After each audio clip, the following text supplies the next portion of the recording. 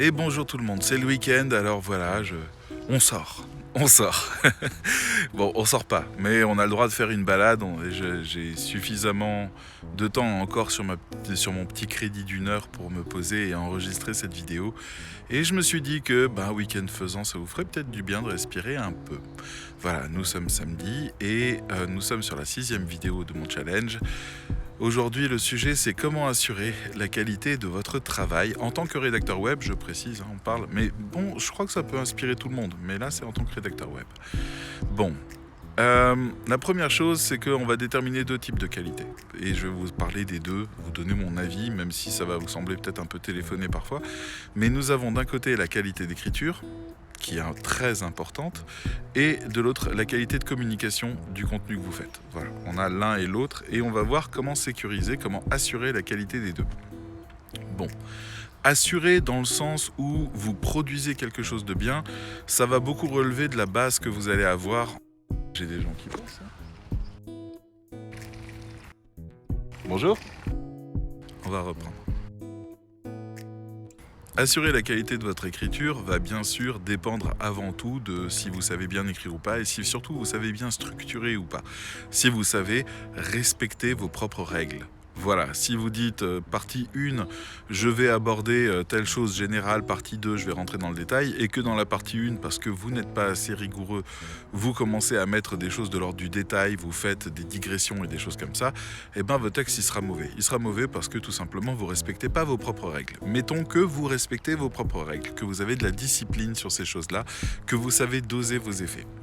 Donc à partir de là, eh bien, vous avez une qualité d'écriture à respecter. D'abord, pour savoir si vous êtes dans le ton ou pas, vous pouvez lire et analyser les textes de la concurrence. C'est une première source d'inspiration.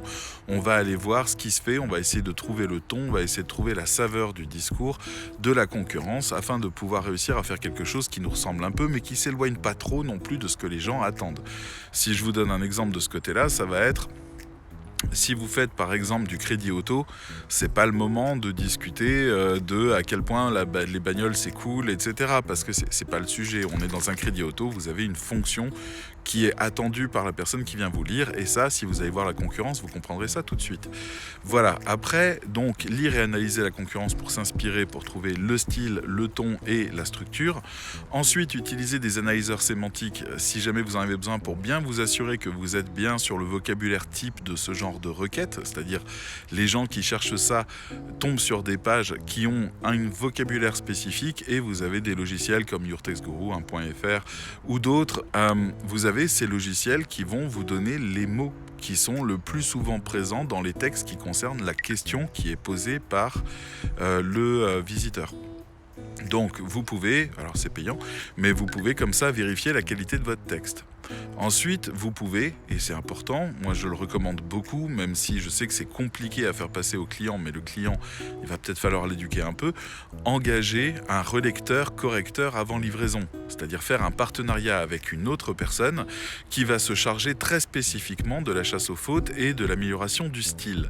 Ça, c'est quelque chose, je pense, qui peut faire toute la différence et je pense qu'un client doit pouvoir comprendre qu'il doit payer un tout petit peu plus une seconde personne sur son projet parce que demander à une personne toute seule de faire du sans faute, c'est pas raisonnable. Ça arrive, je veux dire, les certificats Voltaire nous montrent que les gens sont compétents, mais il faut quand même reconnaître que, je sais pas, assez romantique, j'avais une correctrice qui était excellente, une ancienne prof de français qui était excellente, qui est passée rédactrice, et il fallait repasser ses textes auprès d'une autre correctrice parce que c'était pas bon. Il y avait des fautes, des petites fautes qui, en tant que rédacteur, arrivent, mais en tant que correcteur, n'arrivent pas. Et qu'un rédacteur se recorrige derrière, ça peut être un problème. Ça, c'est ce que je peux vous dire concernant la qualité d'écriture. Maintenant, parlons de la qualité de communication, parce que votre texte, il a une fonction, il a un rôle, il a une place précise dans le parcours du visiteur qui va faire tout le chemin.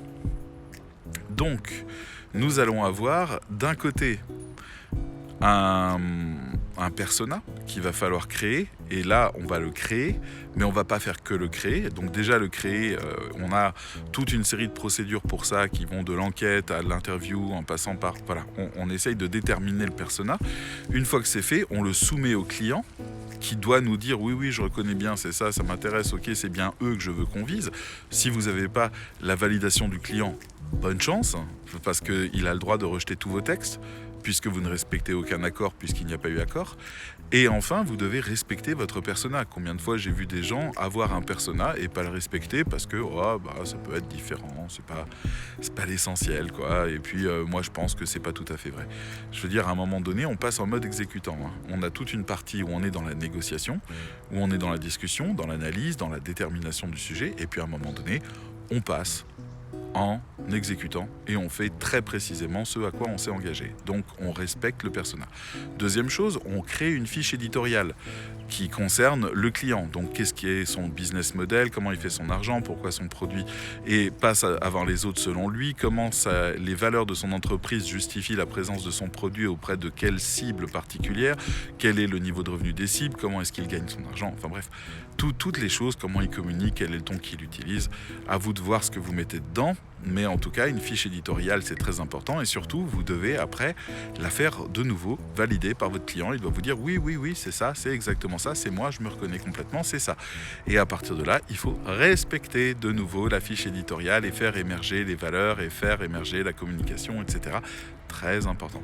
Troisièmement, vous devez définir un style et vous y tenir. Encore une fois, le client va le valider. Une fois que vous avez fait tout ça, vous allez rédiger votre briefing avec le client. Vous co-rédigez le briefing. Vous ne prenez pas le briefing pour l'exécuter, vous retournez vers le client pour dire votre briefing il ne correspond pas au persona, il ne correspond pas à telle chose, à telle autre, il doit se redéfinir là-dessus, le style c'est pas celui-là, etc. Vous devez tomber d'accord sur un briefing, c'est un accord, c'est un contrat entre vous. Donc vous avez intérêt à pouvoir dire je pense que ça c'est ce qui va être bon pour le client et de l'autre côté que le client dise c'est ce que je souhaite avoir. Et une fois que vous avez ça, vous validez le briefing tous les deux et vous vous y tenez.